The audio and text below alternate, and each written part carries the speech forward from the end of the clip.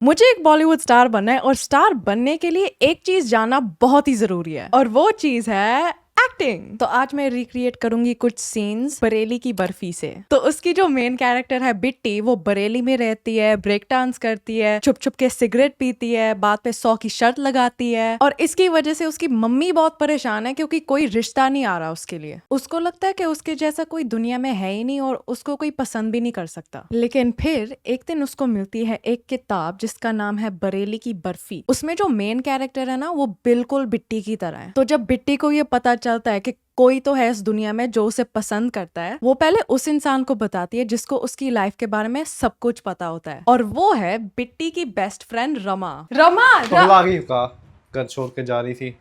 अरे पगला तो तू जाएगी, ये देख। बरेली की बर्फी। पढ़। अरे पूरा नहीं, जितना मार्क क्या होता पढ़। बरेली में रहती है, ब्रेक डांस करती है, छुप छुप के सिगरेट पीती है, बात बात पे 100 की शर्त लगाती है। ये तो तुम ही हो। है ना? बरेली की बर्फी, बिट्टी। मानो ऐसी ऐसी बातें लिखी है जो सिर्फ तुम्हें और हमें पता है। क्या बात है, फिर तो हमारे बारे में भी लिखा होगा। तुम्हारी छोड़ो, हमारी सुनो। इधर देखो, मतलब हमारे जैसे सिर्फ हम ही नहीं है, और कोई तो है भैया इस दुनिया में जिसे लगता है कि हम जैसे भी हैं ना, अच्छे हैं और उन्हें पसंद है कि नहीं? हाँ, लेकिन इस बर्फी का मालपुआ है कौन? पलटो पलटो। इसने लिखी है, प्रीतम विद्रोही। जानती है इसको? तो प्रीतम विद्रोही जी को ढूंढते ढूंढते वो जाती है प्रिंटिंग प्रेस, लेकिन उसको ये थोड़ा ना मालूम था कि जिसकी पिक्चर बुक के बैक में लगी है वो असली ऑथर नहीं है। असली ऑथर है एक सच्चा आशिक जिसने अपनी प्रेमिका के इज्जत को बचाते बचाते अपना खुद का नाम बुक के बैक में रखा ही नहीं, और वो है प्रिंटिंग प्रेस का ओनर चिराग। तो वो चिराग की मदद लेती है ऑथर को ढूंढने में। आपके कहने का मतलब है कि आप बरेली की बर्फी हैं? डिट्टो। लेकिन ऐसे कैसे हो सकता है? वही तो हम जानना चाहते हैं। आपको ब्रेक डांस आता है? आता है। सिगरेट?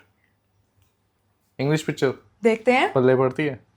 हाँ, देखते हैं तो पल्ले पड़ती होगी। इसलिए तो हम विद्रोही जी से मिलना चाहते हैं। वो हमें इतनी अच्छी तरह से कैसे जानते हैं? अरे हमें क्या पता। हाँ, आपको कैसे पता होगा? हाँ वही तो। देखिए, फ़ोन नंबर और एड्रेस तो हम दे नहीं सकते, फेसबुक और ईमेल पे वो तो है नहीं। आप एक काम क्यों नहीं करती, लेटर लिखिए, उन तक पहुंचा देंगे। और उनका जवाब आया तो आप तक पहुंचा देंगे। हाँ, ये सही है। चिराग फिर प्रीतम विद्रोही को लाता है और कहता है कि ये ऑथर है। लेकिन अगर तुम ये सोच रहे हो कि उसने खुद क्यों नहीं बताया कि वो ऑथर है, वो ये जानना चाहता है कि बिट्टी एक्चुअली बरेली की बर्फी है कि नहीं। और दूसरा, उसको बिट्टी की माँ से थोड़ा सा डर लग रहा है क्योंकि उसको बुक बिल्कुल पसंद नहीं आए। लेकिन इस सब के बावजूद भी उसको विद्रोही को इतना बुरा दिखाना है बिट्टी के सामने कि वो उसे नफरत ही करने लगे। तो विद्रोही जी को मिलने के बाद बिट्टी अपनी बेस्ट फ्रेंड को सब कुछ बताती है, उसको कैसा लगा कैसा नहीं। तुम तो जानते ही हो बेस्ट फ्रेंड्स की बातें। कितना अकड़ू था यार, मन तो किया खींच के कंटा मार दूं। आप लोगों में से गुड्डी कौन है? इतना बुरा भी नहीं था। अरे कामयाब आदमी थोड़ा अकड़ू होता है। कभी भिखारी को देखा है अकड़ते हुए? ए माई, अल्लाह के नाम पे कुछ देना है तो दे, वरना निकल इधर से। ऐसा देखा है कभी? कल घर पे भी टपक रहे हैं मैं भी साहब। आ रही हूँ। तू बड़ा लिलिया रही है। हाँ तो मुझे तो अच्छे लगे। मैं बोल रही हूँ अभी से, कल ज्यादा हीरो बने ना तो चिपका देना कान के नीचे, बस आने तो दे यार। ऑल्दो उसका पहला इंटरेक्शन विद्रोही जी के साथ इतना अच्छा नहीं गया, कुछ टाइम के बाद बिट्टी को लगता है कि विद्रोही जी इतने बुरे भी नहीं है। तुमने बताया नहीं कैसे लगे विद्रोही जी? तुमने पूछा ही नहीं। उनके आने के बाद तो तुम्हें मेरी याद ही नहीं आई, एक फ़ोन तक नहीं किया। तुम भी तो कर सकते थे। कर तो सकता था। खैर, कैसे लगे विद्रोही जी? यार, पहली बार मिली ना तो मन किया मुंह नोच लूं, मैंने तो पहले ही कहा था। पर फिर जब घर आए लगा कि इतने बुरे भी नहीं है, और मम्मी पापा तो फ्लैट हो गए। तो फिर आगे का क्या प्लान है? सोचना क्या है, अभी 2 ही बार तो मिली हूँ, अभी तो बातें होंगी, मुलाकातें होंगी, चांदनी रातें होंगी। मुझसे तो तुम बहुत बार मिल चुकी हो, मेरे बारे में क्या जानती हो? यही कि तुम मेरे बहुत अच्छे फ्रेंड हो। फ्रेंड जोन कर दिया।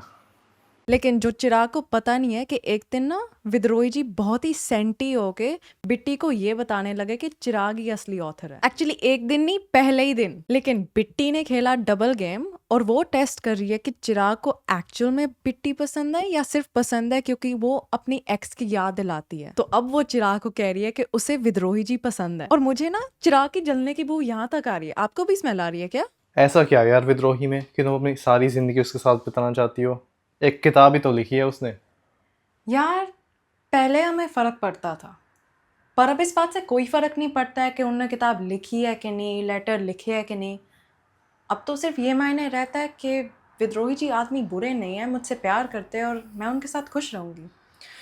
यार तुम जैसी हो, तुम्हें प्यार करने वाले, खुश रखने वाले बहुत मिलेंगे। तो क्या तुम किसी से भी शादी कर लोगी क्या? किन लोगों के बारे में बात कर रहे हो चिराग?